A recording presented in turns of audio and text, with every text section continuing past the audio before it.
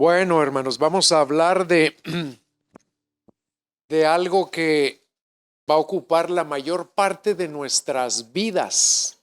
Pero antes de empezar a hablar de eso, les quiero preguntar, ¿cuántos de ustedes, siendo honestos, nada más les voy a pedir que levanten la mano, realmente les encanta su trabajo? A ver, levanten la mano a los que les encanta. Bueno, aquí a muchos, ¿verdad? Qué bueno, me da gusto, porque ¿saben cuál es la realidad? La triste realidad es que a la inmensa mayoría de las personas que trabajan para ganarse la vida no les gusta su trabajo. ¿Saben cómo lo consideran? Lo consideran como un fastidio y algunos hasta como una maldición. Pero ahorita vamos a ver que nunca lo debemos ver desde esa perspectiva. Nunca.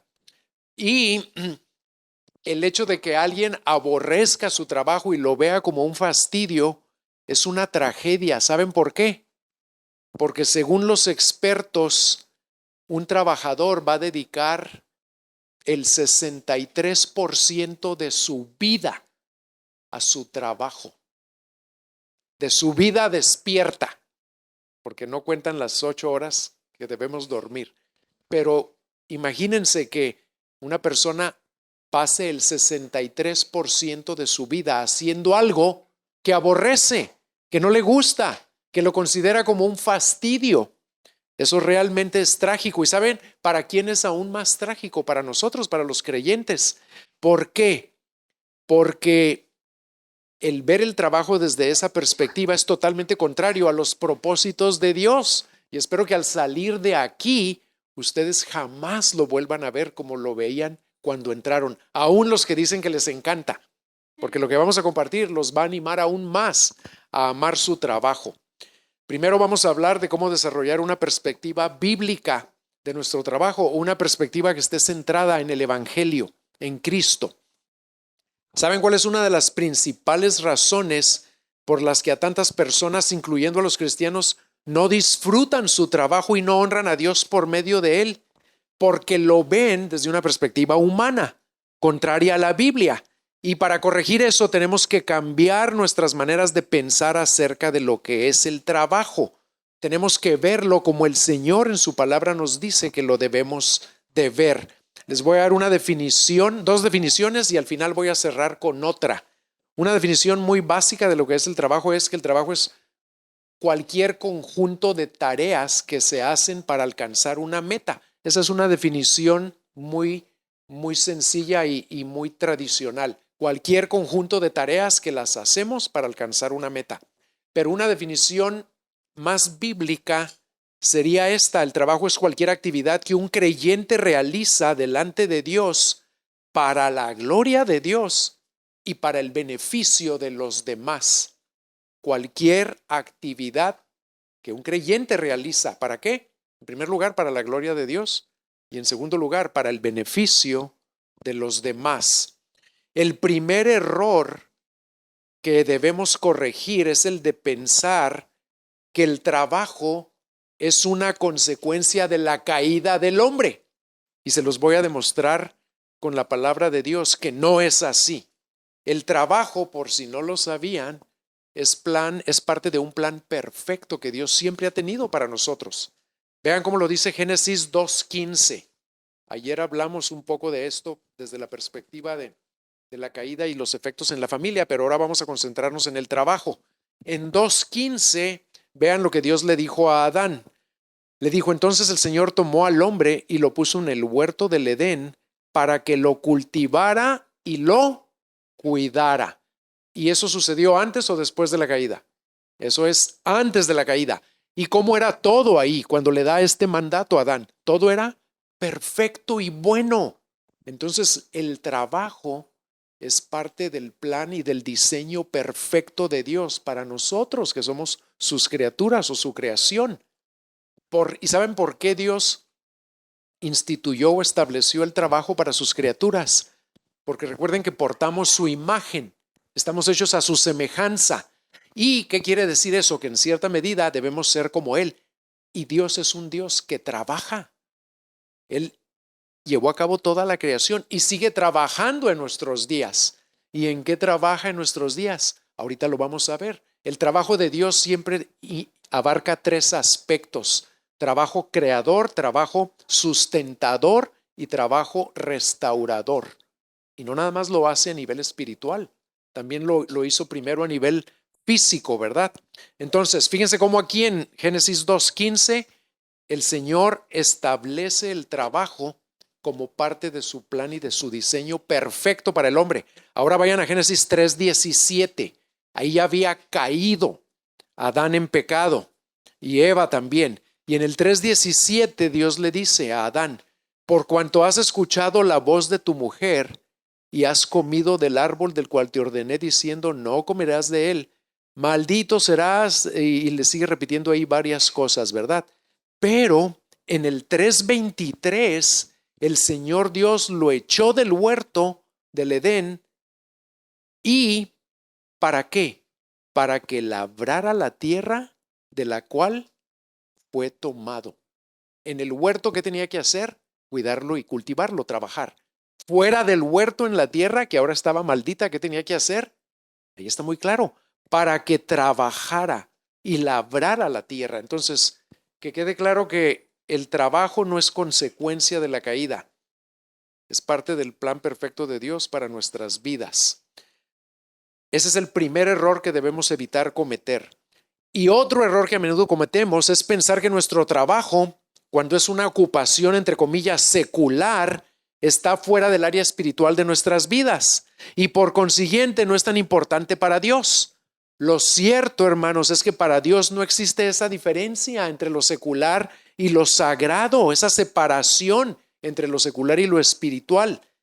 Él nos llama a dedicarle y darle gloria en todas las áreas de nuestra vida, incluyendo nuestro trabajo. Y para desarrollar un entendimiento centrado en el Evangelio de nuestro trabajo, vamos a tener que aprender o recordar unas verdades, pero más que aprenderlas, tenemos que creerlas y aplicarlas. Y voy a mencionar tres verdades fundamentales. La primera es: el Evangelio nos lleva a darnos cada vez más cuenta de la grandeza de nuestro pecado, pero al mismo tiempo de la grandeza del amor de Dios, que es suficiente para pagar y para limpiar ese pecado. ¿Y cómo es que por la obra de Cristo podemos ser perdonados y tener acceso a un Dios que para nosotros sería inalcanzable? ¿Cómo es que podemos hacer eso? ¿Saben por qué? Por el trabajo perfecto que alguien vino a realizar. Por la obra, y obra es trabajo, ¿de quién? De Cristo. Y cuando confiamos en ese trabajo de Cristo por nosotros, eso nos capacita para depender del Espíritu Santo al enfrentar las luchas y los retos de nuestro propio trabajo. Entonces, la obra de Cristo nos capacita para llevar a cabo aquello a lo que el Señor nos llama, no importa qué tan difícil sea nuestro trabajo. Luego, otra verdad muy importante es la siguiente: Dios está obrando para hacernos más semejantes a Cristo. ¿Saben cómo? Aunque no nos damos cuenta a veces, a través de nuestro trabajo. Y Él usa a las personas que nos rodean. Y fíjense cuáles personas: a colegas, compañeros, a jefes, a clientes, a subordinados. Y a veces usa a los más difíciles jefes para transformarnos a la imagen de Cristo. Y al mismo tiempo, esta es la tercera verdad del Evangelio que debemos tener siempre presente: Dios nos está usando a nosotros, su pueblo, como agentes de cambio para transformar nuestro entorno. ¿Por qué? Porque somos portadores de su imagen, hechura suya, embajadores de reconciliación. Y Él nos llama a impactar a aquellos que nos rodean a través de nuestro trabajo, a través de la manera y la actitud en la que lo llevamos a cabo, a través de la convicción con la que lo desempeñamos. Dios está usando el trabajo para transformarnos, pero nos está usando a nosotros para seguir transformando la tierra, porque acuérdense del mandato que le había dado a Adán: sométela. Y ahora someterla sabemos que se refiere a que venga todo bajo el señorío de Cristo. Y cuando nos ven nuestros compañeros no creyentes que nosotros desempeñamos nuestro trabajo con el deseo de honrar a Cristo y trabajamos para Él, eso los impacta, aunque a veces no lo reconozcan. Y algunos de ellos van a poder venir a hacernos preguntas y les vamos a poder compartir el Evangelio. Bueno, si perdemos de vista lo anterior, vamos a creer una mentira. ¿Saben cuál mentira?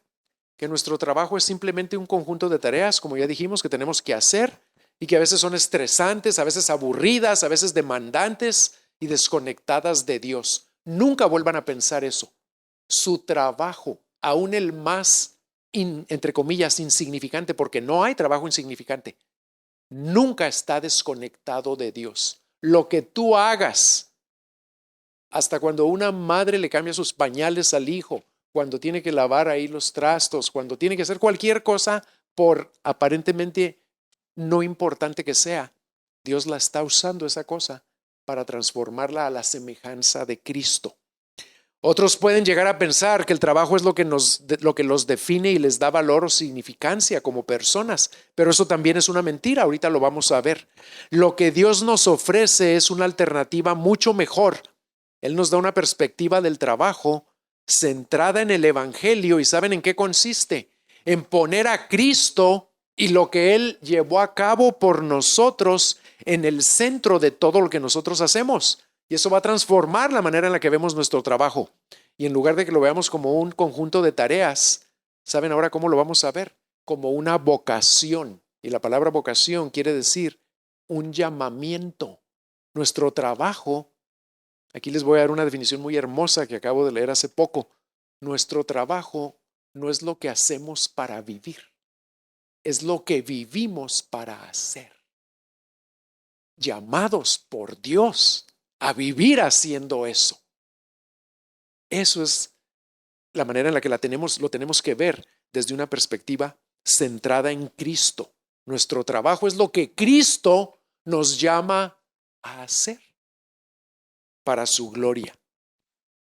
Y eso también nos hace estar atentos al hecho de que nuestro trabajo en realidad lo hacemos para el Señor, como dice Colosenses 3, 22 al 24. Este es un pasaje que siempre debemos tener presente cuando hablamos de nuestro trabajo. O sobre todo cuando nos parezca muy difícil o muy aburrido o muy demandante o estresante. Fíjense cómo dice Colosenses 3, 22 al 24. Siervos, obedeced en todo a vuestros amos en la tierra, no para ser vistos como los que quieren agradar a los hombres, sino con sinceridad de corazón, temiendo al Señor.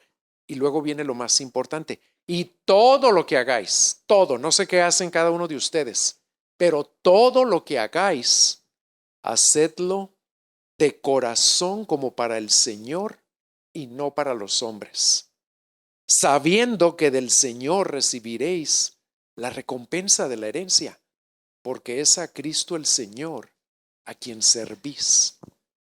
¿Para quién trabajamos? Para Cristo, no para nuestro jefe directo, también para nuestro jefe directo, pero en realidad trabajamos para Cristo y por lo tanto todo lo que hacemos lo debemos hacer como para Él y no para los hombres. Porque ¿saben qué sucede si ignoramos esta verdad? Vamos a ver nuestro trabajo como una carga, como algo que tenemos que hacer solo para sobrevivir. Y vamos a ver el descanso o el ocio como la liberación de la fatiga. ¿Y saben para qué vamos a trabajar? Y díganme si no conocen a muchas personas que trabajan para eso, para el fin de semana.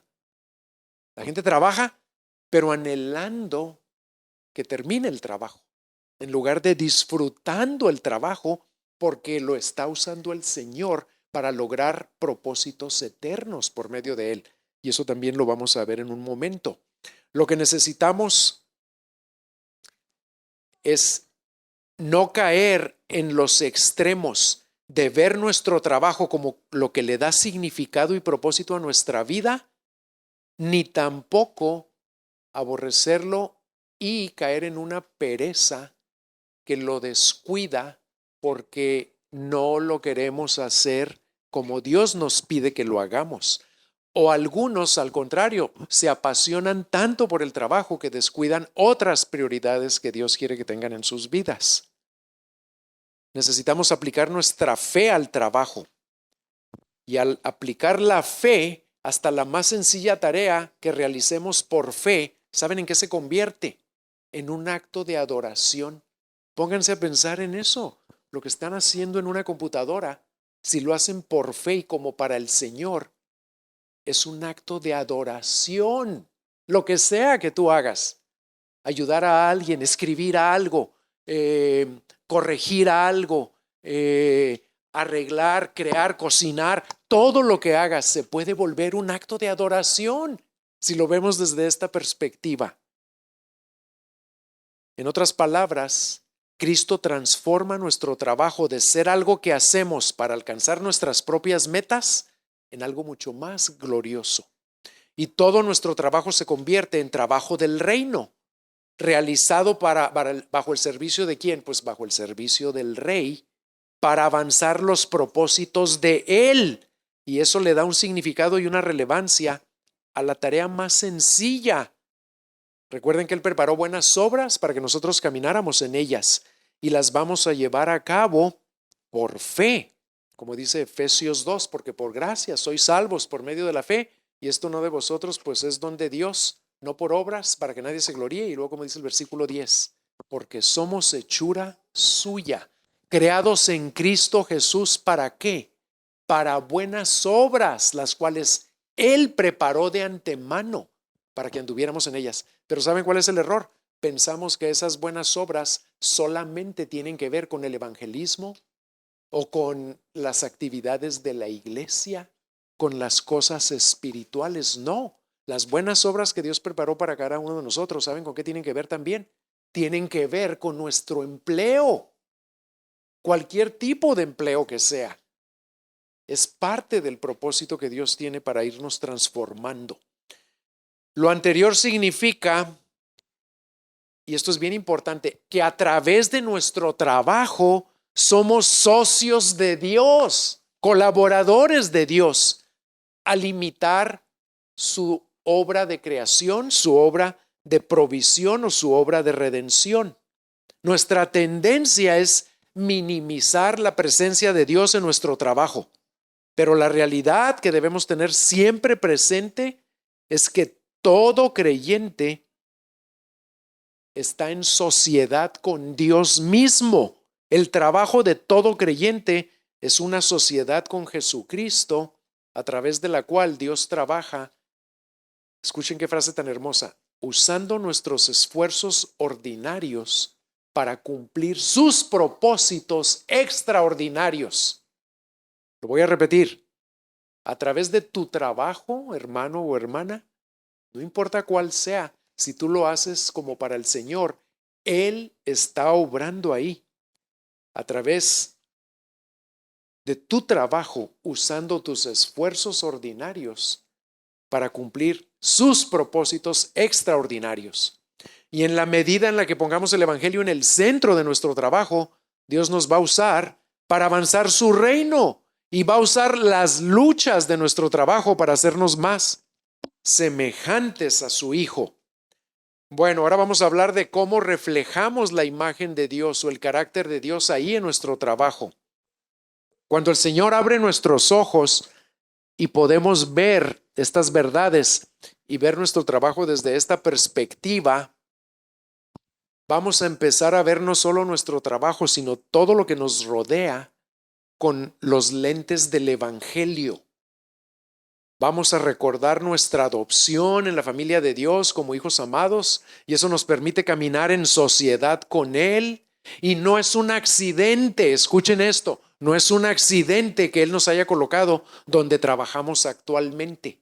¿Por qué estás ahí? Por la voluntad de Dios. No importa cómo se llevó a cabo el que llegaras a ese lugar.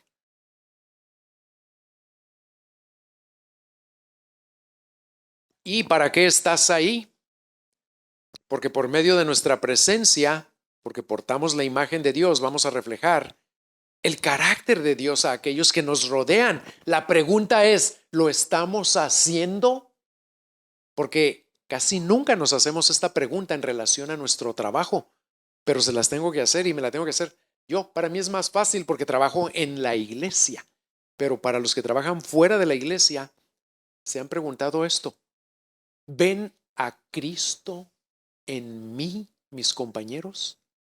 ¿Ven a Cristo en la manera en la que yo llevo a cabo mis labores? ¿O ven a un ser humano a veces quejándose, a veces evitando hacer las cosas difíciles, a veces cayendo en la pereza, en la impuntualidad, en la negligencia, en el chisme? ¿Qué ven en tu trabajo? ¿A quién ven más? ¿A un ser humano normal que comete los errores que cometen todos los demás seres humanos? ¿O a un ser humano que lleva a cabo su trabajo con una perspectiva totalmente diferente, aun cuando nadie lo esté viendo? Eso es lo más impresionante, que el Señor nos capacita y nos motiva para trabajar de esa manera, como para Él y no para los hombres. En Efesios 4:7 se nos dice que a cada uno de nosotros se nos ha concedido la gracia conforme a la medida del don de Cristo. Y eso implica que Dios ya nos ha dado todos los recursos necesarios para ejercer la vocación a la cual Él nos ha llamado a través de nuestro trabajo. Pero también nos ha dado todos los recursos y toda la gracia, porque ahí dice, a cada uno se le ha concedido la gracia conforme a la medida del don de Cristo. ¿Saben para qué? La gracia para reflejar el carácter de Cristo también. Y algunos aspectos importantes que debemos tener presentes para reflejar fielmente ese carácter de Cristo al realizar nuestro trabajo son estos. Número 1, recordar, nuestro trabajo tiene propósitos eternos. Por la obra transformadora de Cristo, ahora podemos y debemos siempre estar conscientes de que nuestro trabajo, por insignificante que sea, tiene una dimensión terrenal y tiene una dimensión celestial. Tiene una dimensión temporal, pero también tiene una dimensión eterna. Y eso a veces lo olvidamos y creemos que nuestro trabajo solo se trata de algo aquí en la tierra. No, tu trabajo tiene una dimensión eterna, aunque sea hacer algo muy rutinario, algo aparentemente muy insignificante. Si alguien se dedica a lavar carros, alguien pudiera pensar, pues, ¿qué trascendencia tiene lavar carros? Si el que lava carros los lava como para el Señor, esa tarea ya tiene una trascendencia eterna. Porque Cristo se la da a través de ese hombre que porta la imagen de Cristo y que tiene el Espíritu de Cristo morando en él.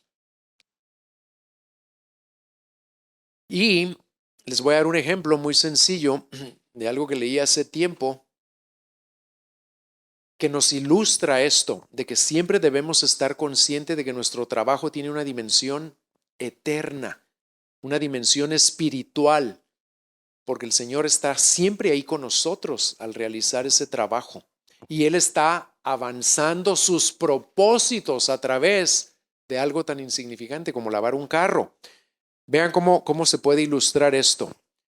En una ocasión estaban trabajando 3 hombres que se les llama, en México les llamamos mamposteros. ¿Qué son los mamposteros? Los que trabajan con piedras grandes en la construcción de un edificio impresionante. Y en este caso estaban trabajando en la construcción de una catedral.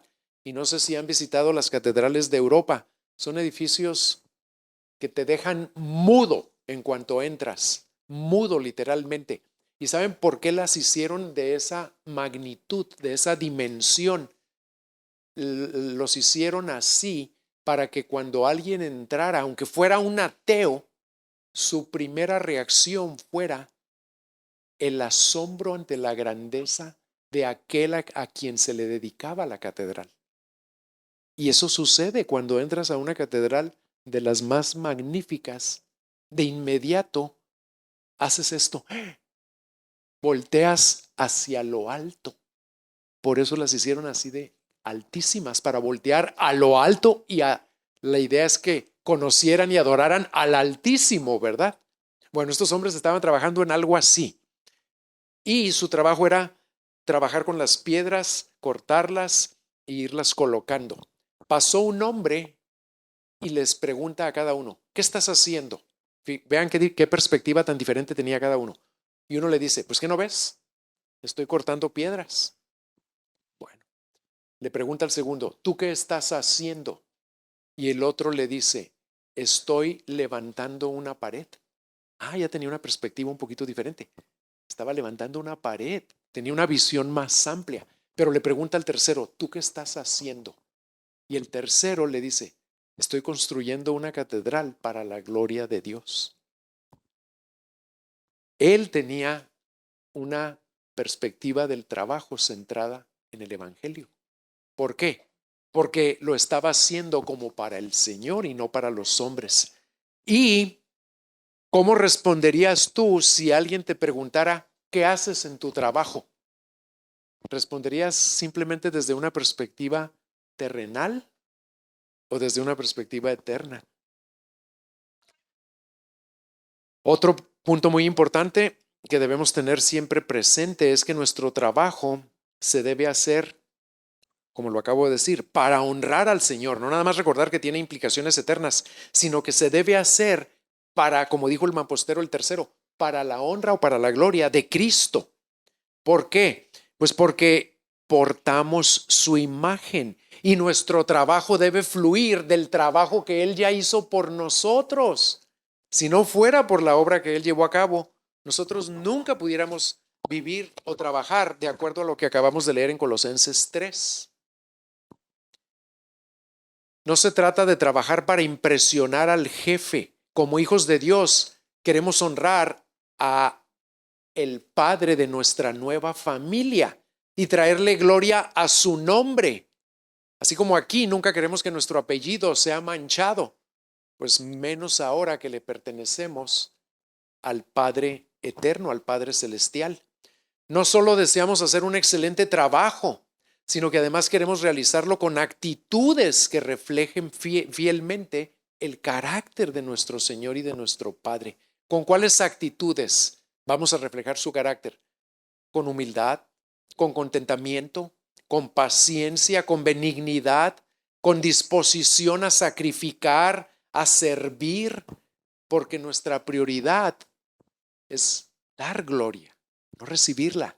Pero en el trabajo muchas veces queremos recibirla, ¿sí o no?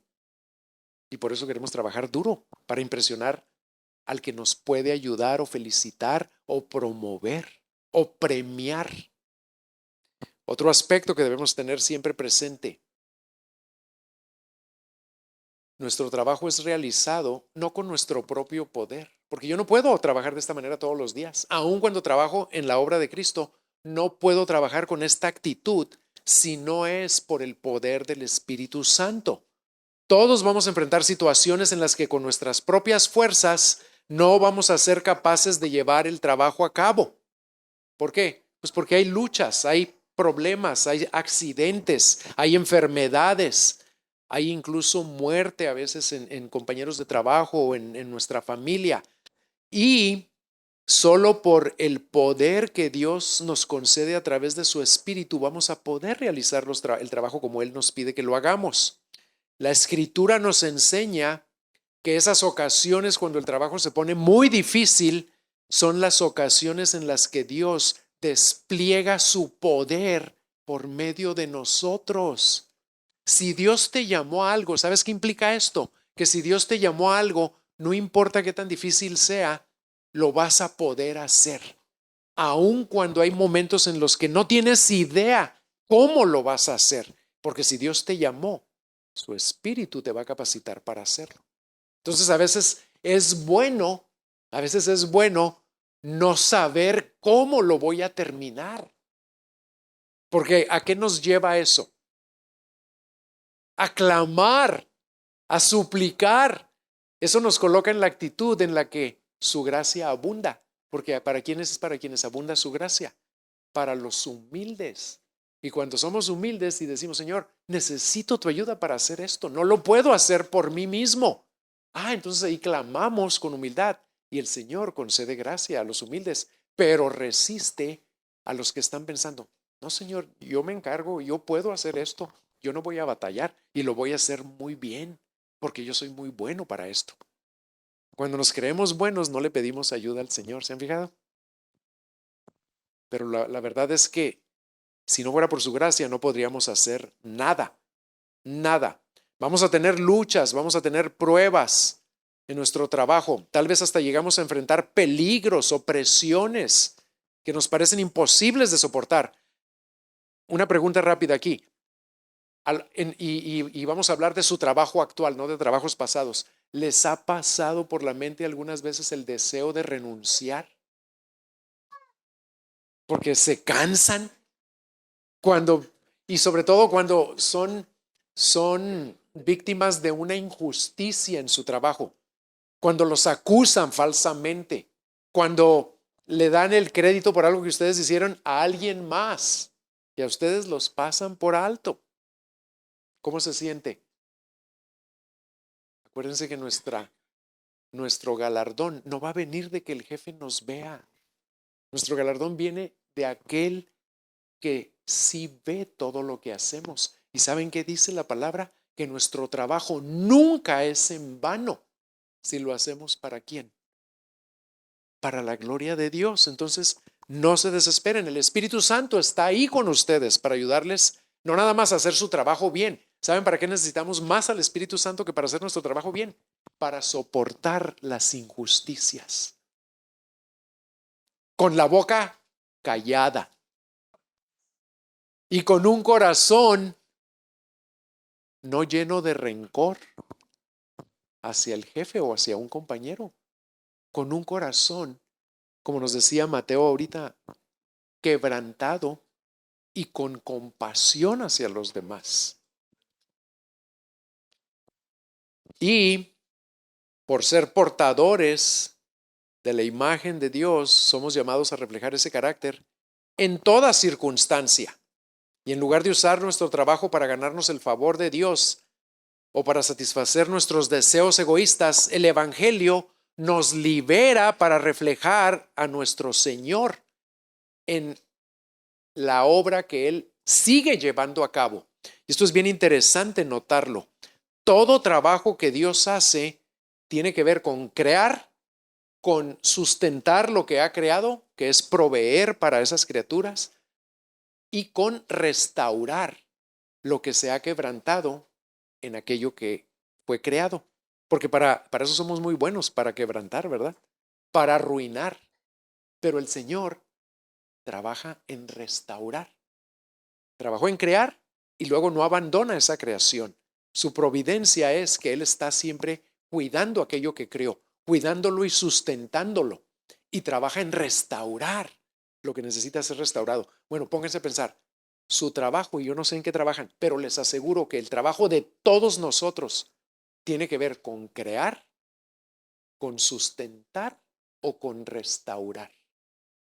Todo trabajo tiene que ver con eso. A veces nosotros creamos sermones nuevos cada semana, tenemos que estudiar y luego de nuestra creatividad sale la manera en la que lo vamos a expresar. Hay científicos que crean productos, todo lo que comemos es alimento que vino de las plantas y de los recursos que Dios dio, pero alguien creó las máquinas, creó los fertilizantes, creó las cajas donde guardan los alimentos, creó los refrigeradores, mucho trabajo creativo, pero también hay trabajo sustentador, trabajo de proveer. Tal vez ustedes trabajan en una empresa que provee un producto o que provee un servicio a alguien. Estamos imitando a Dios ahí al proveer y al sustentar. Y muchos de ustedes trabajan en trabajos que tienen que ver con restaurar. Los doctores restauran la salud, pero los pastores restauramos las almas por medio de la ayuda de la palabra y del Espíritu. O hay incluso los que trabajan en el área de la justicia, que se restaura. Cuando se hace justicia, se restaura el orden a una sociedad. Entonces siempre estamos imitando a Dios con nuestro trabajo, porque nuestro trabajo va a ser creador, sustentador o restaurador. Analicen su trabajo y van a ver que tiene o uno o los tres aspectos. Y, y la pregunta aquí es que estamos llamados a reflejar esa obra de Dios, de crear, de sustentar, de restaurar, recordando que al realizar el trabajo que Dios nos ha asignado, cualquiera que sea, donde quiera que sea, participamos en lo que Él está llevando a cabo en este mundo y en su iglesia. Él está edificando una familia inmensa. ¿Y saben cómo está llevando a cabo su obra en este mundo? A través de nosotros. Ya terminó su creación directa. Ahora su creación es indirecta a través de nosotros. Ya terminó su provisión directa y a través de los árboles del huerto. Ahora Él provee, claro, a través de la naturaleza todavía, pero también a través de nosotros usando la naturaleza. Y su obra restauradora, ¿a través de quién creen que sucede? Sobre todo restaurar espiritualmente. La única manera como sucede esa obra restauradora es a través de nosotros. Porque nadie puede llevar el mensaje del Evangelio, ni los ángeles. Solo los que hemos sido redimidos podemos llevar ese mensaje a los que aún están perdidos. Y para poder llevar ese mensaje, vamos a tener que demostrar con nuestra vida que somos dignos de ser escuchados. Porque imagínense cuál compañero de trabajo va a querer escuchar a un cristiano que es el más perezoso ahí en su compañía. Nadie. Entonces, por eso es tan importante reflejar fielmente el carácter del Señor ahí en nuestro trabajo. Ahora, ¿cuál es el efecto del pecado en nuestro trabajo? Porque también fue afectado por la caída. El trabajo no es consecuencia de la caída, eso ya quedó claro, pero sí afectó la manera en la que lo llevamos a cabo. Muchos de nosotros a veces usamos estándares humanos de éxito y de fracaso para medir el valor de nuestro trabajo. Y eso no es correcto, debemos medirlo de acuerdo a lo que dice la palabra de Dios. Cuando usamos o abusamos de los dones y de las funciones o de las relaciones que Dios nos ha concedido para lograr nuestras metas egoístas, ¿saben qué estamos haciendo ahí? Deshonrando al Señor, porque ya no estamos trabajando como para el Señor, estamos trabajando como para nosotros. Pero cuando nos identificamos con Jesucristo y con su trabajo a nuestro favor, somos liberados de nuestros ídolos y podemos ser imitadores de Dios en ese trabajo creador, sustentador y restaurador. Desafortunadamente, nuestras actitudes hacia nuestro trabajo han sido afectadas por el pecado. Y cuando buscamos imitar el trabajo de Dios, somos propensos a desviarnos, sobre todo de dos maneras. Fíjense cuáles son las dos maneras en las que nos desviamos de llevar a cabo nuestro trabajo como para el Señor. Somos propensos a cometer dos errores totalmente opuestos, pero que tienen los mismos pecados de raíz: el afán o apasionamiento por el trabajo y la pereza. En lugar de verse a sí mismos como imitadores de Dios, el trabajólico, si saben quién sería el trabajólico, ¿verdad? El apasionado por su trabajo, y el holgazán, y si holgazán no se usa aquí, les voy a decir varias palabras que quieren decir lo mismo: el zángano, el gandul, y otra que yo no conocía, el penco. Espero que no sean malas palabras aquí. El flojo, muy bien. El perezoso o el flojo. Ellos, los dos, ¿saben qué los controla? Los controla el temor, el orgullo o la incredulidad. Y ahorita se los voy a explicar. Al trabajólico lo controla el orgullo a buscar y encontrar su identidad en su trabajo, en el esfuerzo que desempeña, en los resultados que logra, y demuestra su incredulidad y su temor. Vean cómo: al dudar que Dios le va a dar la identidad que tanto anhela, o duda que Dios lo ame lo suficiente como para cuidarlo y proveerle todo lo necesario. Por eso es que él piensa que él se lo debe proveer a sí mismo, y por eso trabaja de más, porque no confía en que si trabaja solo lo necesario, Dios también le va a dar a él todo lo necesario. Fíjense qué tremendo. Por eso trabajan de más los trabajólicos, porque no le creen a Dios, dudan de su provisión. El holgazán tiene los mismos pecados, pero vean cómo se manifiestan. El holgazán o el flojo demuestra incredulidad a Dios al no usar los dones que Dios le ha dado para su gloria.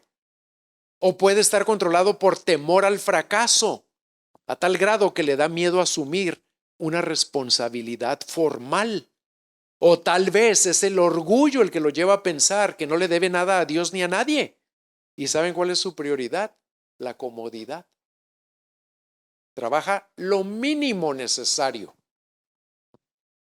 El afanado trabaja para su propia reputación, para su seguridad, para su ganancia, en lugar de hacerlo para el Señor, para el reino de Dios. El perezoso trabaja para su propia comodidad, en lugar de hacerlo para la gloria de Dios. Y tanto el afán como la pereza revelan que nuestra perspectiva acerca de Dios, de nuestra identidad y de nuestro trabajo están desviadas del Evangelio, porque ambas posturas brotan de esas tres cosas: temor, incredulidad y orgullo. Y esas cosas existen en los corazones de todos nosotros, hermanos. Todos vamos a ser tentados a caer o en trabajar de más o en trabajar de menos. El apasionamiento en realidad significa que el trabajo es el amo, el trabajo es Dios, el trabajo es el ídolo, el Dios falso. El trabajar de más coloca nuestra necesidad de control, de seguridad, de aprobación por encima de nuestra relación con Dios. Eso es lo que motiva a muchas personas a trabajar de más. Quieren ser aprobados por los que los rodean, sobre todo por sus superiores. Quieren impresionar, porque para ellos no es suficiente que Dios ya los aprueba en Cristo, aunque no fueran los más impresionantes en su trabajo. Dios nos ama igual si eres el más impresionante y si no eres el más impresionante. Pero ellos no lo creen. Y el trabajar de más que vemos en la superficie, ¿saben de dónde brota? De un deseo de controlar nuestras circunstancias en lugar de confiar en Dios. Y eso se puede manifestar como una preocupación con la posición, con el éxito, como si eso fuera lo que nos da significado y nos da valor. Ese afán nos desvía del plan de Dios de usar nuestro trabajo para conformarnos más al carácter de Cristo. Y acuérdense de esto: a Dios siempre le importa más nuestro carácter que nuestra capacidad, que nuestra posición o hasta que nuestra productividad. Porque de nada sirve que seas el más productivo sin estar creciendo en carácter. En lugar de que el trabajo sea solo una parte de la vida, para el trabajólico, para el apasionado, el trabajo invade todas las áreas de su vida. Afecta áreas que no debería afectar. Cuando el tener más riquezas o más posesiones o una mejor familia o una mejor reputación se vuelve el ídolo, nuestro afán por tener más va a hacer que paguemos un precio muy alto y destruye las cosas más valiosas en nuestra vida, como la armonía en las relaciones familiares. O, ¿saben qué es lo que destruye muy rápido? Nuestro crecimiento espiritual. Porque ¿quiénes creen que son los que empiezan a faltar a la iglesia? Ya no tienen tiempo para leer la Biblia, no van a su grupo pequeño, a una célula, no tienen comunión con otros cristianos. Los que están demasiado ocupados en su trabajo. Y si tú les llegaras a decir, si tu trabajo te está robando de tu crecimiento espiritual o te está impidiendo que tú crezcas espiritualmente, dándole a tu familia el lugar que debe tener, dándole a Cristo el lugar que debe tener, dándole a la iglesia el lugar que debe tener, lo que le debemos aconsejar a esas personas es que busquen otro trabajo. ¿Sabes qué te dirían? No, claro que no, porque aquí me va muy bien. Sí, pero te está impidiendo crecer en lo que Dios considera lo más importante. No, pero esto es una manera en la que Dios me está bendiciendo, dicen. ¿Y dónde quedó la prioridad de que crezcamos primero en carácter, no en reputación, no en finanzas, no en productividad, no en posición? Esas personas batallan mucho con renunciar a trabajos que les están robando lo más importante. Prefieren perder lo más importante en sus vidas. Aunque no todos son así, gracias a Dios. Aquí el pastor Chris les puede dar ejemplos, pero en Gracia Soberana, nuestra iglesia madre, la iglesia matriz donde nació este movimiento de iglesias, estaba en un suburbio de Washington, D.C., de la capital de Estados Unidos. Y esa iglesia creció muy rápido y ahí asistían personas que trabajaban en algunas de las agencias gubernamentales más importantes de los Estados Unidos. Yo tenía un amigo, no sé si conoces a Leo Vadala. Leo Vadala era de la iglesia de John Loveness. Un amigo que ahora es pastor, trabajaba en una agencia del gobierno de seguridad que no nos podía decir ni para quién trabajaba y mucho menos lo que hacía. Y había muchas personas que tenían trabajos impresionantes en Washington, D.C., que iban a la iglesia. Y cuando los cambiaban de lugar, ¿saben qué hicieron? Muchos de ellos renunciaron y ganaban cientos de miles de dólares. Renunciaron por trabajos en los que iban a ganar una tercera parte de lo que ganaban antes. ¿Y por qué creen que renunciaban? Porque no querían descuidar su crecimiento espiritual ni a su familia. Lo más importante no era el trabajo, era Cristo, era servir a Cristo. Y conocemos muchos ejemplos de personas que hicieron eso. Bueno, eso es en cuanto al apasionamiento. Y recuerden lo que el Señor Jesucristo nos dijo en el Evangelio de Mateo, capítulo 6.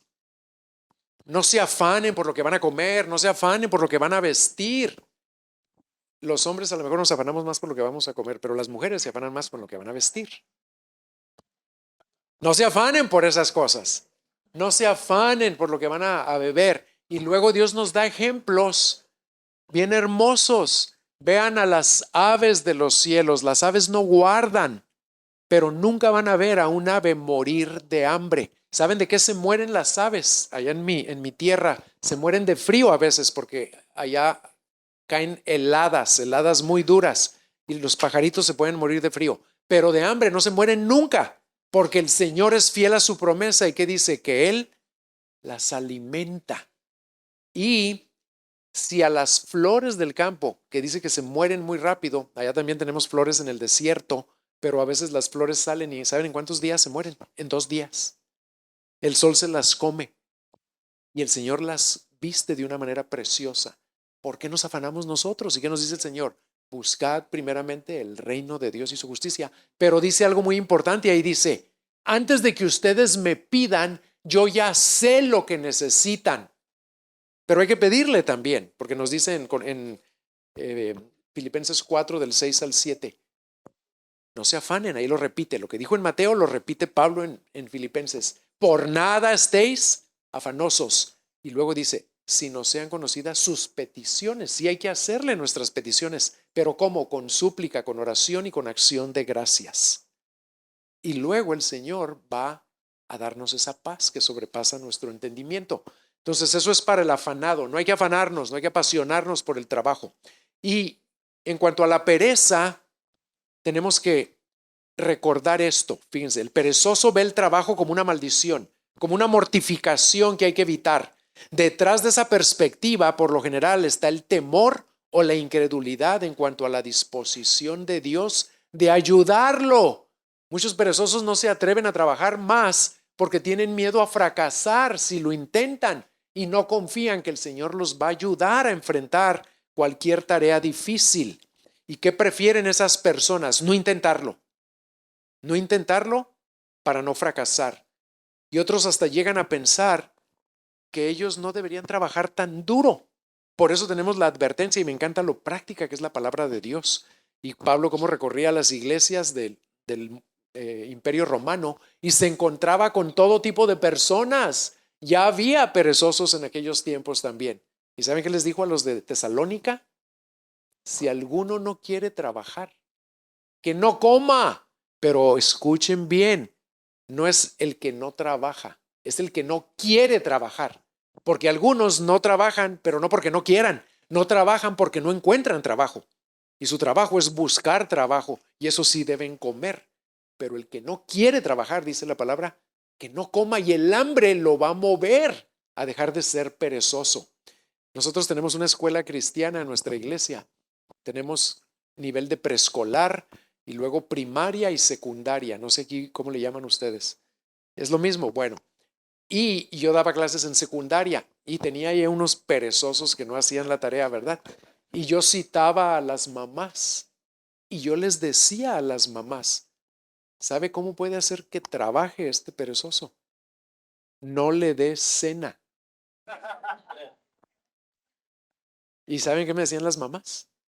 No, pobrecito. Pues así no iba a cambiar nunca el perezoso. Y le decía, y no lo digo yo, le dije, lo dice la palabra. Mándelo a dormir con hambre, que le rujan las tripas.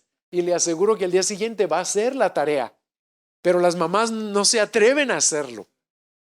Están desobedeciendo a la palabra de Dios ahí, ¿verdad? Bueno, cuando las personas sienten que están siendo tratados injustamente, los perezosos, o que la carga de su trabajo es muy pesada, siempre tratan de evitarla y lo hacen o la hacen, pero con el mínimo esfuerzo. Ellos no ven su trabajo como algo diseñado por Dios para darle gloria a Dios.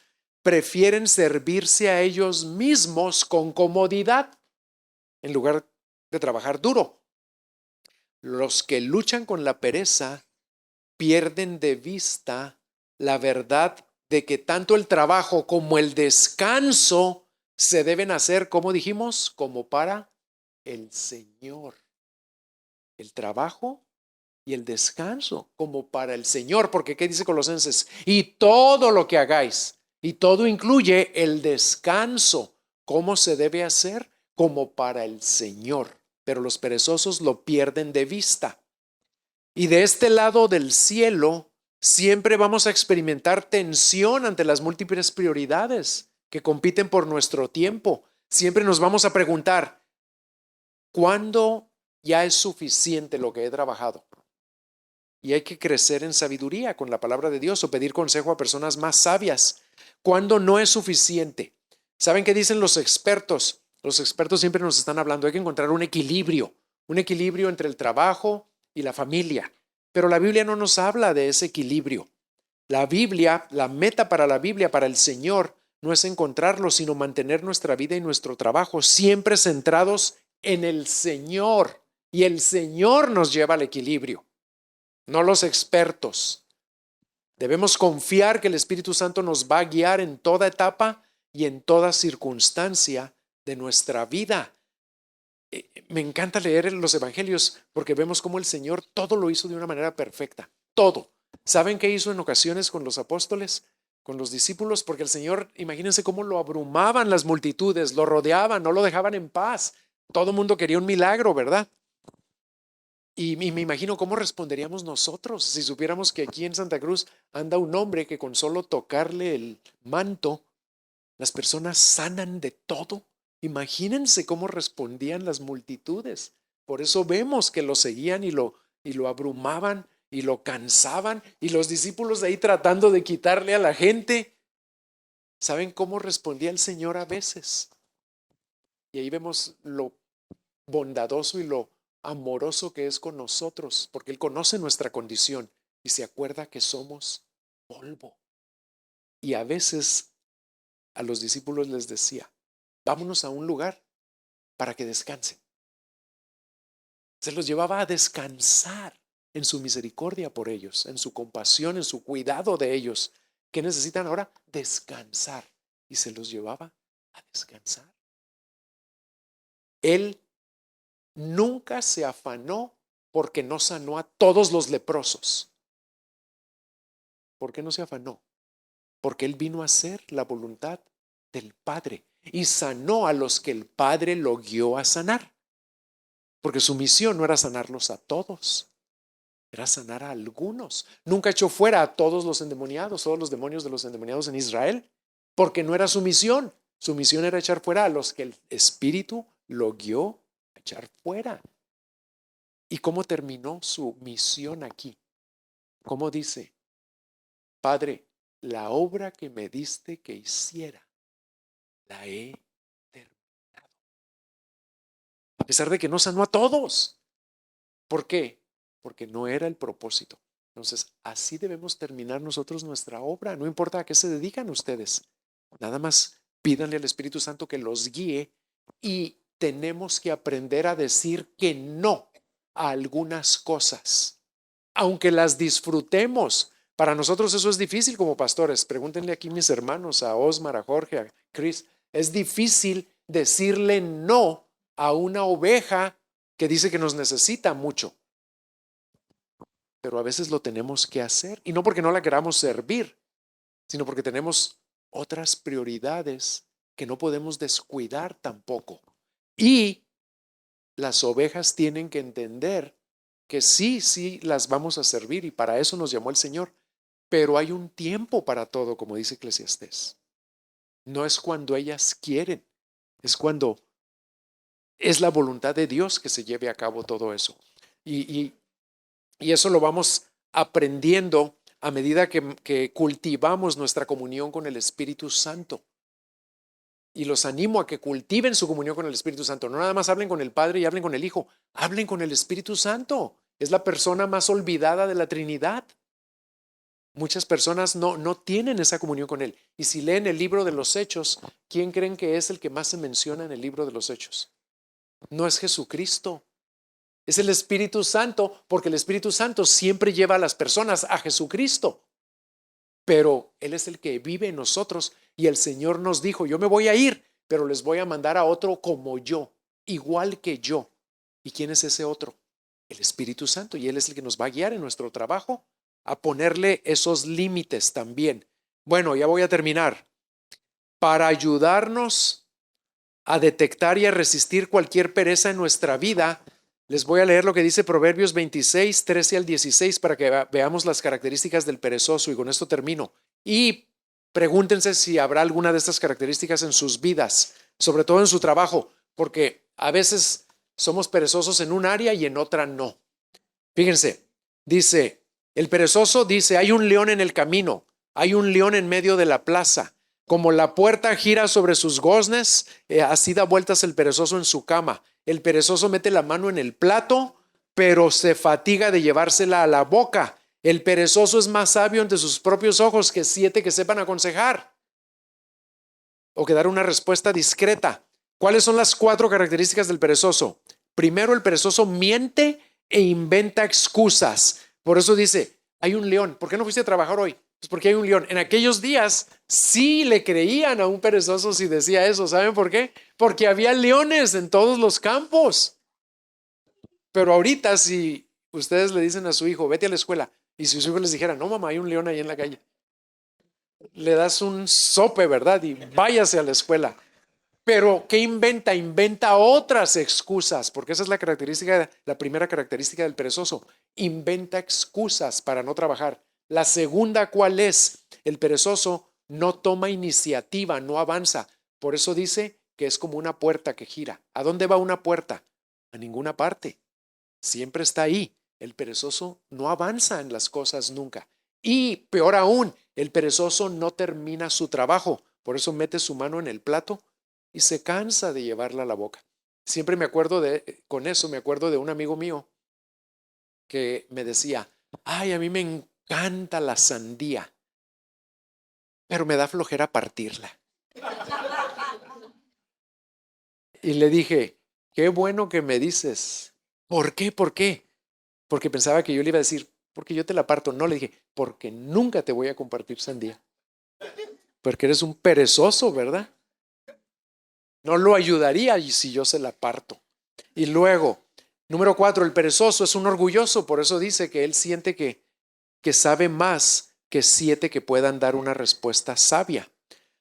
Así que debemos ser muy activos, hermanos, y mantenernos ocupados, pero no ocupados en lo que no debemos ocuparnos. ¿Sabían que la pereza no es no hacer nada? En la colisión por el Evangelio acaba de salir un artículo hace poquito que se llama La pereza ocupada. Fíjense bien, podemos ser perezosos y estar muy activos y muy ocupados, pero ser perezosos al mismo tiempo. Tengan cuidado con eso. ¿Por qué? Porque la pereza no es no hacer nada. La pereza es no hacer lo que debo hacer cuando lo tengo que hacer. Eso es la pereza. ¿Está claro? Entonces debemos vigilar nuestra propia vida para no caer en la pereza, aunque estoy haciendo muchas cosas. ¿Y saben qué hace el perezoso? Nomás hace las cosas que le gustan, porque no quiere hacer las que no le gustan. Y eso no le quita el ser perezoso. Entonces, ya para terminar, en lugar de buscar esa vida balanceada, lo que debemos hacer es realmente pedirle al Espíritu Santo que nos guíe para que todo lo que hagamos lo hagamos realmente como para el Señor y no para los hombres. Porque Dios ya está obrando ahí en nuestro trabajo para cambiarnos a la imagen de Jesucristo. Y esa es la meta, que Cristo sea el eje, porque Él realmente es el eje de todo en nuestra vida. Es como una rueda y el centro es Cristo. Cada área de la vida es como un rayito de esa rueda. ¿Y qué pasa cuando un rayo se afloja? ¿Saben qué pasa? Que los demás rayos contribuyen a que el peso de la rueda lo soportan los otros rayos, pero Cristo sigue estando en el centro. No importa lo que le pase a los rayos. Así debe ser nuestra vida, nuestro trabajo. Cristo siempre en el centro, no importa lo que suceda con nuestro trabajo o con nuestra familia, y eso nos va a permitir honrar al Señor con nuestro empleo. Y para terminar, llévense estas preguntas de reflexión y que el Señor nos ayude a responderlas honestamente. Recuérdenlas nomás, son muy sencillas, no se les van a olvidar. ¿Qué piensas del hecho de que Dios está obrando a través de tu trabajo para transformarte a su semejanza? ¿Lo crees realmente? ¿Y qué piensas del hecho de que tú estás colaborando con Dios para que se cumplan sus propósitos ahí donde tú trabajas? No nada más en tu vida, sino en las vidas de otros. Mediten en esa pregunta. Una segunda pregunta. En cuál área de tu trabajo es en la que te es más difícil reflejar el carácter de Cristo? ¿Y por qué? Y por último, ¿a qué eres más tentado? ¿A trabajar de más o a trabajar de menos? ¿Y por qué? Vamos a orar. Bueno, Señor, gracias por hablarnos de esta área tan práctica en nuestras vidas, de esta área en la que vamos a invertir 2/3 partes de nuestra vida en esta tierra. Gracias, porque también de eso nos hablas claramente. Ayúdanos a llevarla a cabo como para ti, siempre para ti, y a no caer en ningún extremo, a disfrutar lo que tú haces en nosotros y por medio de nosotros a través de nuestro trabajo. Ayúdanos a verlo no como lo que hacemos para vivir, sino lo que vivimos para hacer con el fin de que tú seas glorificado. Ayúdanos a ser siempre así y a ver nuestro trabajo de esa manera, en el nombre de Cristo. Amén.